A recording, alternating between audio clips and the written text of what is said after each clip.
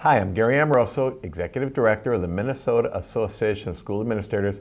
Welcome to another edition of Take 5. I want to start off by giving you a quick update regarding the MASA spring elections. I want to congratulate Kurt Trigestad, Superintendent of the Eden Prairie School District, for being elected to the position of President-elect for our association. Also want to congratulate Jamie Skevland from Crosby Ironton, who has been elected Treasurer of the organization. In the update that you received today, you will also see information talking about the elections, and we want to thank all of those that ran, whether it be for one of the statewide positions or for the region positions. We're excited to have the newly elected members be part of our board. Also want to mention that as a result of some circumstances, we're currently in the process of having 5 special elections. If your component group or your region is involved in a special election, you receive that material on Tuesday of this week. Please note that if you have an interest in running for any of those positions, you need to submit your name to Dave Christians at the MASA office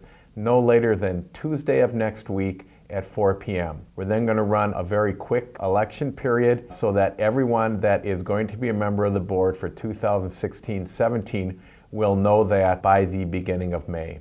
Again, thanks for those that served on the board in the past. For those that are coming to the end of their term, your voices help make our organization as strong as it is. So thank you. Quick legislative update. We're currently at a point in time where the bills from the House and the Senate are moving through their various committees, heading to the floor of each of the respective bodies.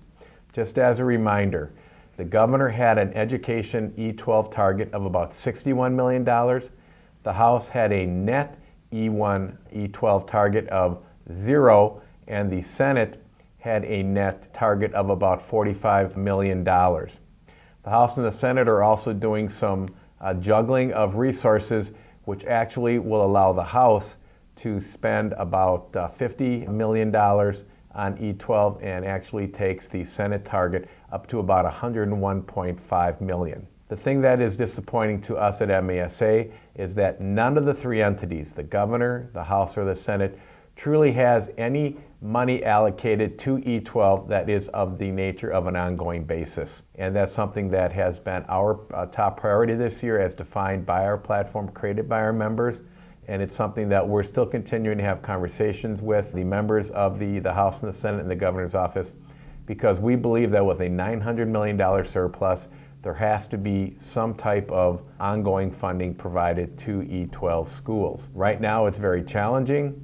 It's not in the conversation, but we're still trying to have our voices heard. With that, I want to thank those of you that have been involved in the process. I've seen many of you at the Capitol. I know that today we will have members from Region 8 at the Capitol, and next week I believe we have Region 6 that'll be going. So please continue to have your voices heard. Please continue to stress with our elected officials that we need resources across the board that will have a positive impact on all school districts and students in the state of Minnesota. And we will continue to keep you up to date as the bills go through their various chambers. And then I think, as all of you know, once the bills are passed in the House and the Senate, we then come to the process called conference committee, where representatives from the House and the Senate get together and then hammer out the final bill. At that point in time, we will probably be contacting you and asking you to send messages to your legislators. I want to also mention that the Minnesota State High School League constitutional amendment process is continuing to move forward. Please note that when you get your 2016-17 membership renewal materials from the State High School League, they're going to ask you to identify your school and your school board representatives to the State High School League. I know many of you did this in the past few months, but because we did not get results from all of the schools, the State High School League is starting a new process, and even if you've turned the materials in already, when you submit your 2016-17 membership materials, you need to do it again. We need to have all of our members return those materials so that we can have a vote on the constitutional amendment, which will put 2 permanent seats on the State High School League board for superintendents on a ballot and have the election this fall.